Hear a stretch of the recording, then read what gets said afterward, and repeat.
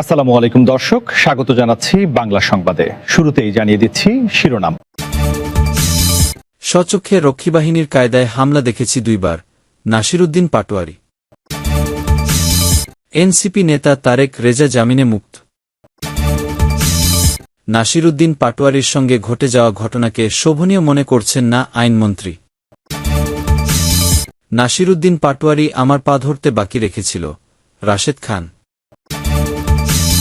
ঝিনাইদহে জাতীয় নাগরিক পার্টির এনসিপি নেতাকর্মীদের ওপর হামলাকে রক্ষীবাহিনীর সঙ্গে তুলনা করেছেন দলটির মুখ্য সমন্বয়ক নাসিরুদ্দিন পাটোয়ারি। তিনি বলেন, আমরা রক্ষীবাহিনীর কথা শুনেছিলাম, তাদের ইতিহাস আমরা পড়েছি বইয়ে, কিন্তু স্বচক্ষে দেখার সুযোগ সেটা হয় দুইবার। প্রথমবার দেখেছি গোপালগঞ্জে, দ্বিতীয়বার ঝিনাইদহে। অস্ত্রশস্ত্র সহ একই কায়দায় হামলা করেছে তারা, পার্থক্য কেবল দলীয় পরিচয়। মঙ্গলবার ২৬ মে বিকেলে রাজধানীর বাংলা মোটরে দলটির কেন্দ্রীয় কার্যালয়ে এক সংবাদ সম্মেলনে তিনি এ কথা বলেন। ঝিনাইদহে তার ওপর হামলার ঘটনা তুলে ধরে নাসিরুদ্দিন পাটোয়ারি বলেন, রাজনৈতিক প্রতিপক্ষ ও পুলিশের একটি অংশ যৌথভাবে তাদের ওপর হামলা চালিয়েছে। থানায় মামলা করতে গেলে বাধা দেওয়া হয় এবং পরে তাদের ভয়ভীতি দেখানো হয়। পুলিশ নিরপেক্ষ আচরণ করেনি এবং বিরোধীদের দমন করতে ভূমিকা রেখেছে বলে অভিযোগ করেন তিনি। দেশের আইনশৃঙ্খলা, সীমান্ত পরিস্থিতি, রাজনৈতিক সহিংসতা, মাদক সমস্যা এবং সরকারের কর্মকাণ্ড নিয়ে উদ্বেগ প্রকাশ করে নাসিরুদ্দিন পাটোয়ারি বলেন, বর্তমানে দেশে আইনের শাসনের পরিবর্তে জঙ্গলের শাসন চলছে। সরকার সংস্কার, বিচার ও দুর্নীতিবিরোধী অবস্থান থেকে সরে এসেছে। দেশে রাজনৈতিক সহিংসতা ও দমনপীড়ন বাড়ছে এবং সাধারণ মানুষ নিরাপত্তাহীনতায় ভুগছে। এনসিপির এই নেতা বলেন, তারা কোনো ধরনের আপোষ করবেন না। সংস্কার, বিচার, দুর্নীতি ও সন্ত্রাসবিরোধী অবস্থান থেকে তারা সরে আসবেন না। সাংবাদিকদের স্বাধীনভাবে কাজ করার সুযোগ দেওয়ার আহ্বান জানান তিনি। একই সঙ্গে স্থানীয় সরকার নির্বাচনে প্রশাসনের নিরপেক্ষ ভূমিকা নিশ্চিত করার দাবি জানান। পশ্চিমবঙ্গ ইস্যুতে এনসিপির মুখ্য সমন্বয়ক বলেন, ভারতের পশ্চিমবঙ্গে মুসলিম পরিচয়ের কারণে ভোটার তালিকা থেকে মানুষ বাদ দেওয়া এবং বাংলাদেশি পরিচয় হয়রানি, তুলে নেওয়া মানবাধিকার লঙ্ঘন। একই সঙ্গে সীমান্তে কাঁটাতারের বেড়া নির্মাণ নিয়ে তিনি বলেন, এটি শুধু একটি দেশের বিষয় নয়, বরং দুই দেশের পারস্পরিক আলোচনার মাধ্যমে সমাধান হওয়া উচিত। সীমান্ত এলাকায় হত্যাকাণ্ড, মাদক পাচার এবং বিএসএফের আচরণ নিয়েও কথা বলেন নাসিরুদ্দিন পাটোয়ারি। তিনি বলেন, সীমান্তে বাংলাদেশি নাগরিকদের হত্যা করা হচ্ছে এবং অনেক পরিবার মানবেতর জীবনযাপন করছে। তিনি সীমান্তরক্ষী বাহিনী বিজিবিকে আরও শক্তিশালী করার আহ্বান জানান এবং নিহতদের পরিবারকে ক্ষতিপূরণ ও রাষ্ট্রীয় স্বীকৃতি দেওয়ার দাবি করেন। তারেক রেজা ছাত্রদলের মামলায় গ্রেফতারের পর ঝিনাইদহ আদালত থেকে জামিন পেয়ে কারামুক্ত হয়েছেন। তবে একই মামলায় গ্রেফতার অয়ন রহমান খানের জামিন আবেদন নামঞ্জুর করে তাকে কারাগারে পাঠানোর নির্দেশ দিয়েছেন আদালত। ঝিনাইদহে ছাত্রদলের মামলায় গ্রেফতার এনসিপির কেন্দ্রীয় যুগ্ম সদস্য সচিব তারেক রেজা জামিন পেয়েছেন। জামিনের পর সোমবার সকাল 10:30টায় ঝিনাইদহ জেলা কারাগার থেকে মুক্তি পেয়েছেন তিনি। সোমবার সকাল 10টায় ঝিনাইদহ চিফ জুডিশিয়াল ম্যাজিস্ট্রেট আদালতে জামিন আবেদন করেন আসামি পক্ষের আইনজীবীরা। আসামি পক্ষে জামিন শুনানি করেন অ্যাডভোকেট ইসমাইল হোসেন। শুনানি শেষে আদালত এনসিপি নেতা তারেক রেজার জামিন মঞ্জুর করেন। তবে একই মামলায় গ্রেফতার যুবশক্তির কেন্দ্রীয় নেতা অয়ন রহমান খানের জামিন না মঞ্জুর করেছেন আদালত। এর আগে গতকাল রোববার সন্ধ্যায় এনসিপির কেন্দ্রীয় যুগ্ম সদস্য সচিব তারেক রেজা ও যুবশক্তির কেন্দ্রীয় নেতা অয়ন রহমানকে ঝিনাইদহের একটি আদালতে সোপর্দ করে সদর থানা পুলিশ। বাদী ও বিবাদী পক্ষের যুক্তিতর্ক শেষে বিচারক তাদের কারাগারে পাঠানোর নির্দেশ দেন।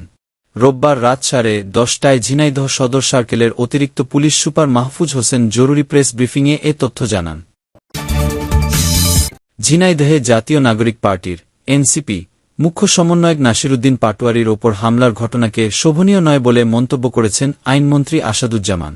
সোমবার 25 মে চুয়াডাঙ্গা সার্কিট হাউজে স্থানীয় বিএনপির নেতৃবৃন্দের সঙ্গে মতবিনিময় সভা শেষে সাংবাদিকদের সঙ্গে আলাপকালে তিনি এ কথা বলেন। আইনমন্ত্রী বলেন, ঝিনাইদহে এনসিপির সঙ্গে যে ঘটনাটি ঘটেছে সেটি এনসিপি যেমন রাজনৈতিকভাবে দেখছে, বিএনপিও একইভাবে দেখছে। তিনি ঘটনাটিকে অনাকাঙ্ক্ষিত উল্লেখ করে রাজনৈতিক দলগুলোর মধ্যে সহনশীলতা বজায় রাখার আহ্বান জানান। এ সময় তিনি নারী ও শিশু নির্যাতন সংশ্লিষ্ট মামলাগুলোর বিচার দ্রুত সম্পন্ন করার বিষয়ে সরকারের উদ্যোগের কথাও জানান। তিনি বলেন, নারী ও শিশুদের প্রতি সহিংসতা সংক্রান্ত বিচারিক আদালতগুলোকে ছুটির দিন ব্যতীত খোলা রাখার বিষয়ে সরকার সুপ্রিম কোর্টের সঙ্গে আলোচনা করেছে। এ বিষয়ে সুপ্রিম কোর্ট ইতোমধ্যে ইতিবাচক সিদ্ধান্ত নিয়েছে। রামিসা হত্যা মামলা প্রসঙ্গে আইনমন্ত্রী বলেন, মামলার আসামি 24 ঘণ্টার মধ্যেই জবানবন্দি দিয়েছে এবং 1 সপ্তাহের মধ্যে চার্জশিট দাখিল করা হয়েছে। আগামী 1 জুন থেকে মামলাটির বিচার কার্যক্রম শুরু হবে বলেও তিনি জানান। উল্লেখ্য, গত শুক্রবার 22 মে ঝিনাইদহ শহরের পৌর কালেক্টরেট জামে মসজিদের সামনে এনসিপির মুখ্য সমন্বয়ক নাসিরুদ্দিন পাটোয়ারির ওপর হামলার ঘটনা ঘটে। এ ঘটনায় তিনি অভিযোগ করেন, জুমার নামাজ শেষে মসজিদ থেকে বের হওয়ার পর ছাত্রদল ও যুবদলের নেতাকর্মীরা পুলিশের উপস্থিতিতেই হামলা চালায়। হামলায় ডিম ও ইটপাটকেল নিক্ষেপের পাশাপাশি হকিস্টিক দিয়ে মারধর করা হয় এনসিপি নেতাকর্মীদের। এতে 3 জনের মাথা ফেটে যায় এবং আরও কয়েকজন আহত হয়।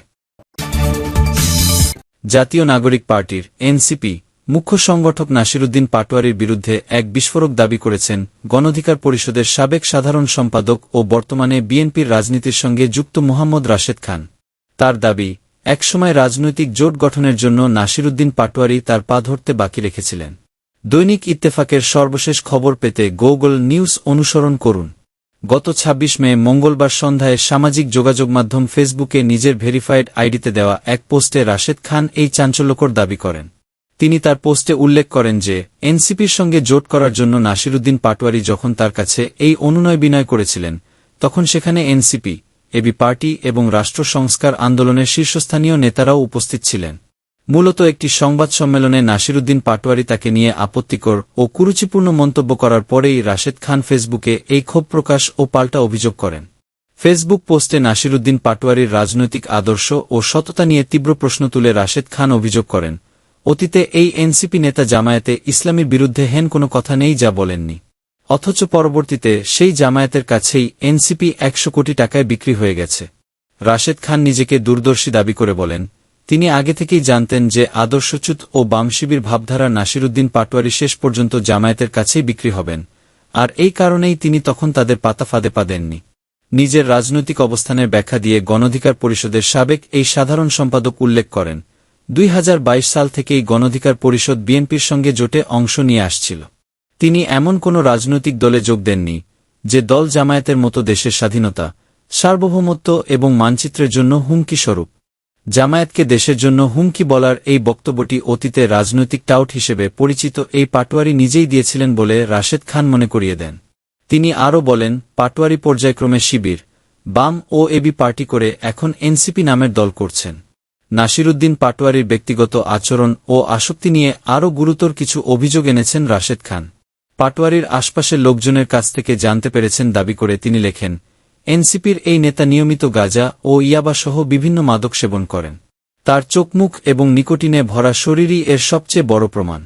রূপায়ণে বসেই এখন তার গাঁজা টানা উচিত মন্তব্য করে রাশেদ খান হুঁশিয়ারি দেন যে মাদক সেবন করে বাইরে এসে সাধারণ মানুষের সামনে আবোলতাবোল কথা বললে জনগণ চুপ করে থাকবে না।